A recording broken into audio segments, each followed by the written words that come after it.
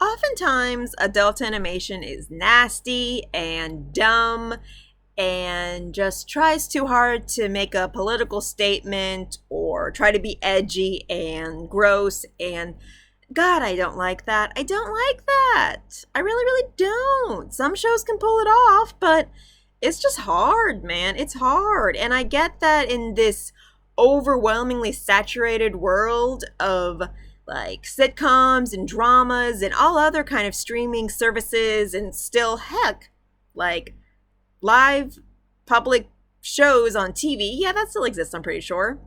That it's hard to branch out and be something shocking, but when the shocking is already become like mainstream, it's hard to do something and like stand out and like keep making seasons and keep being greenlit. I recognize that that is really hard. And yet some shows persevere anyway. And there are two adult series right now that I am watching and I am actually loving. What two shows are those? HouseBroken Season 2 and Human Resources Season 2! Let me explain. So HouseBroken is an animated series on Fox, and it is going against juggernauts like The Simpsons on season 409, I think, and Family Guy, season 30, I guess, and Bob's Burgers, which I'm sad to say is like on season 20 and not that funny anymore. I never thought I'd say that, but it's true. And if any one of those three shows were to end tomorrow, I would be so happy for the people behind it, because they have got to be tired of still maintaining these shows and these characters. Like, God, don't you want to do something new and different and stop with the redundancy? You'd think. So HouseBroken, yeah, it's done by new people. It's a new show, and I really hope it keeps going and it lasts. Not just because it's different than the lame family, like sitcom-y, gross setup that Fox has been making for the last 20 years, but just because I actually genuinely think it's a good show and it's super funny. And it's also kind of sweet, kind of. Now, I can admit that is very geared towards me because I am a pet lover, I am an animal lover, and I love animation. It is specifically made for me, and it's specifically making me very happy. If you're not familiar, HouseBroken is a series where, you know, they're talking animals, they're pets, they're not wearing clothes, they're not anthropomorphized. But yeah, once a week or so, this collection of pets in this like California neighborhood get together at a poodle's house, and the poodle, who's very intelligent and very neurotic, she tries to counsel them in their day-to-day issues. And God, I love that it's an adult series, because unlike The Secret Life of Pets, animals can talk about their weird sex hookups, how lonely and devastated they are by what the crazy things their humans do to them.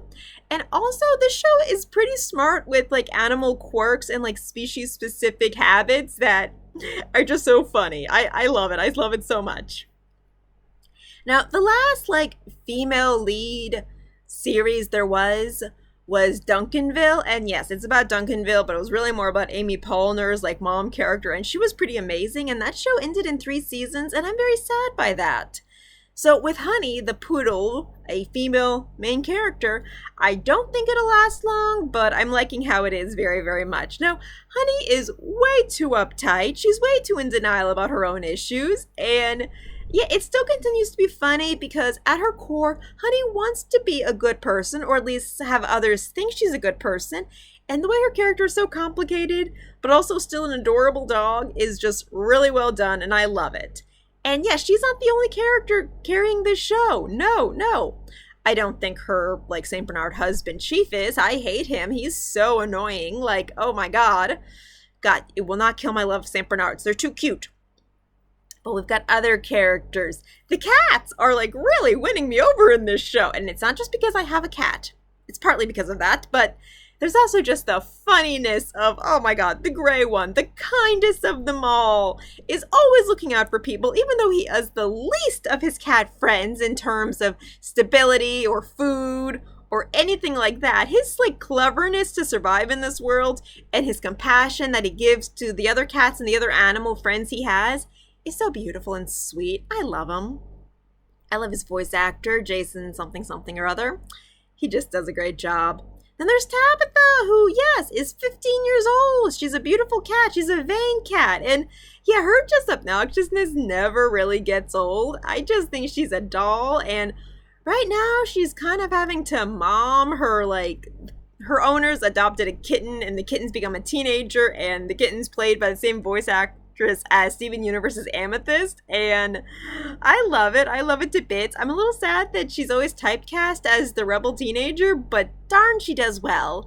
And yeah, just all the cat jokes are so funny. But oh my goodness.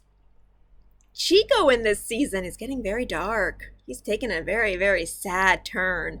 Chico is the obese tabby who loves his owner, but that love is pretty one-sided because the dude always leaves him alone. Aww. Now, I think it's okay to leave pets alone at home when you go to work, but when you go for weeks on end, it's sad. It's so sad. And he loves Kevin way too much. And yeah, Chico, to find ways to fill in the void that is the lack of love he has, does some pretty gross and awful things this season. He stalks his human on an airplane. He allows fleas and ticks to cover his body, even though it's painful and bad for his health. He's just that lonely. At one point, he has a new owner who is a serial killer, and he is jealous of the serial killer's attention to his victims. And Chico, even though he does it out of spite, actually releases the victims because I want my human all to myself. It is crazy and sick, and I love it to bits. It's so funny because it's done with love, kind of. Oh, we also have the hamster, and she's getting more attention this season. And yeah, she's not just one note where she's angry and murderous and she's always eating her partner's faces. No, there's also this aspect of she too is pretty lonely and, just wants to be with her friends. She wants to find a human that will give her unlimited attention. And we get to see her at her school life more and how there are other pets in a school. I wish my elementary school had that many animals. I do. But yeah, Nibbles is getting a lot of screen time and it's great. And her friendship with Shell is weird, but I like it. And Shell, oh my goodness, you are being so selfish this season with, not being satisfied with Darla and all that. And darn it, you had babies during the Christmas episode and I want to see turtle babies. I guess I could just go on YouTube, but still. Though my goodness, all of his sexual innuendos are quite clever, so I don't really want them to end. And the fact that we got sea turtles in one episode is just so cool. I love that they talk about, the care of animals and how they need it. And yeah, the animals are not just spoiled and needy, but a lot of pets, especially exotic pets, are really treated badly because humans have a short attention span and do not treat animals well. It's awful. And the fact that there's more than one episode that highlights how cruel and sick and dangerous it is to just abandon animals, and how if you had a human's intelligence and emotional capacity, how that would just be devastating for your mind and soul. I think the show portrays it pretty well. Yeah, my bleeding animal loving heart. Yeah, I'm happy people are talking about this. I really am.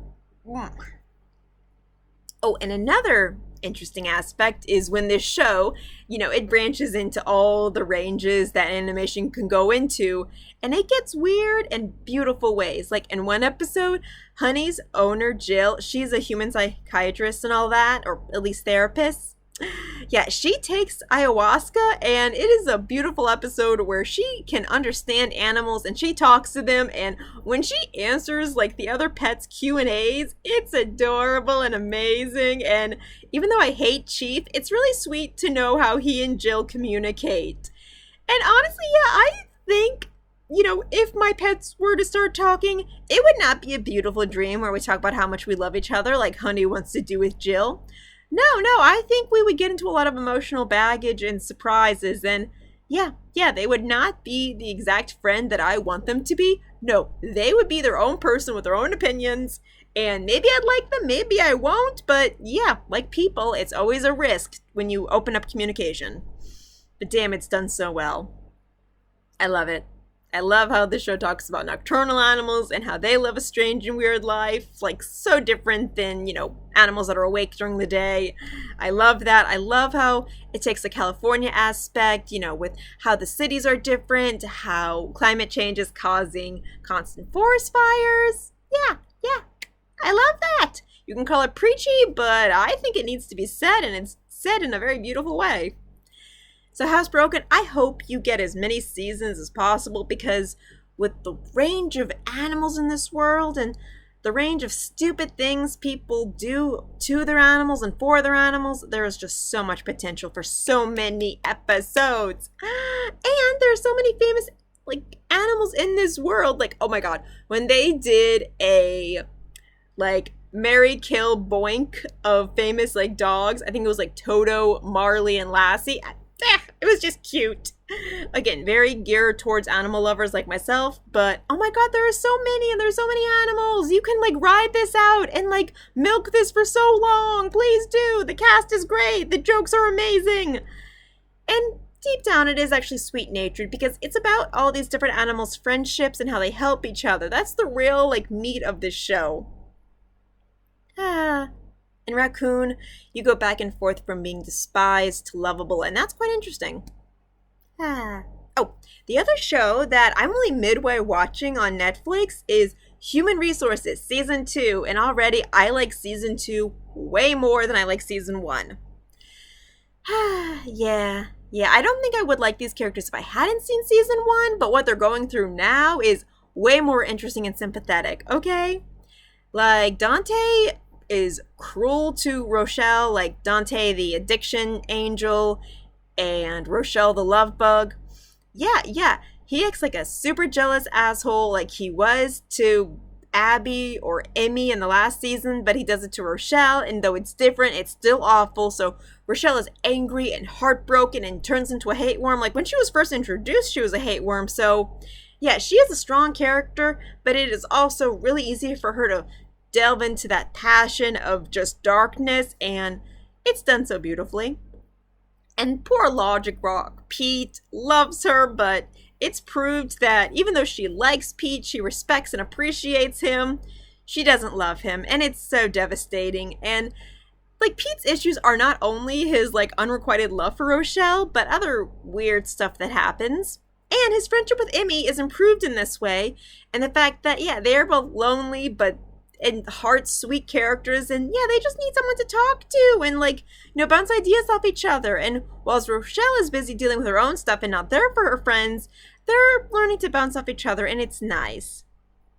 And in this season, Emmy is a little better at her job. She's still a wreck, like a millennial should be, but she actually cares about her human, and she's having fun. And even though she's excuse me.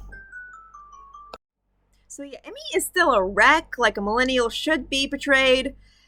She cares more about her human project right now than she did in last season. She's much better at it, and she actually cares. That's still amazing. She's in a toxic relationship with another Logic Rock, played by Miley Cyrus, and Miley Cyrus's voice got really deep, and it's kind of working for me. It's really hard for me not to see her as this trash fire ex-Hannah Montana she is.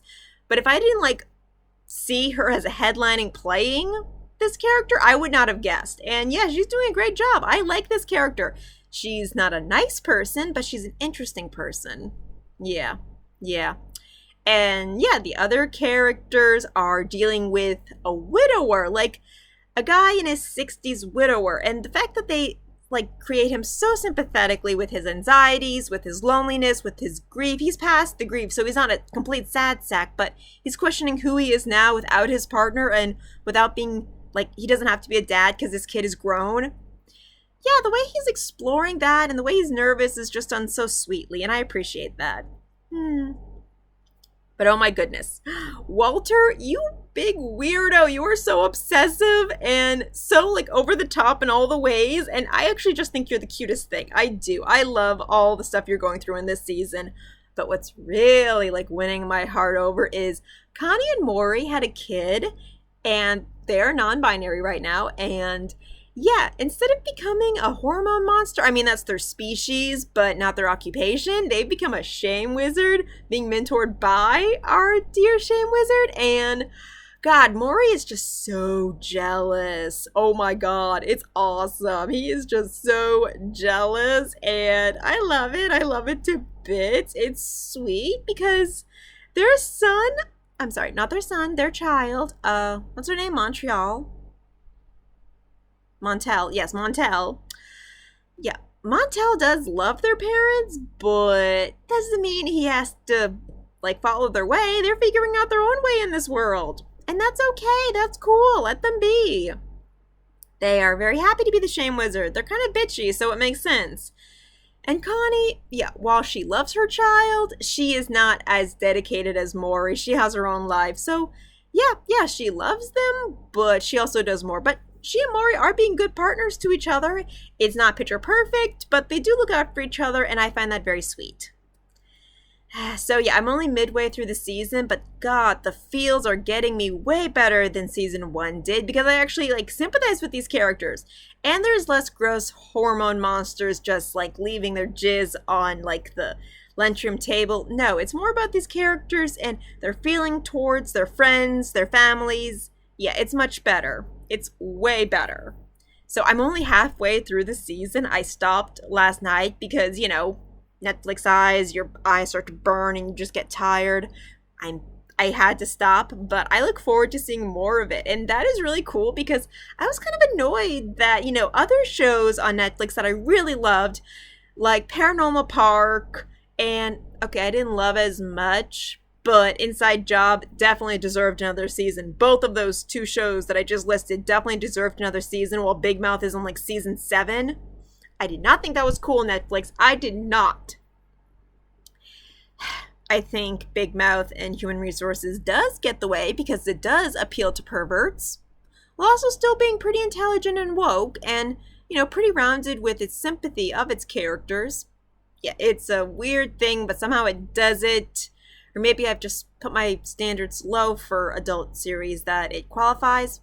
No, I think the people behind Big Mouth and Human Resources do improve every season with something better, but the last few seasons with them are more about emotional arcs than they are of just weird conquering adventures, and that is cool. Yeah, it's not about trashing down your friends, it's about helping them, and that's sweet. I need sweetness in my life, in my adult life. I need cynicism, but I also need sweetness, without it being too much of a sugar-inducing nightmare.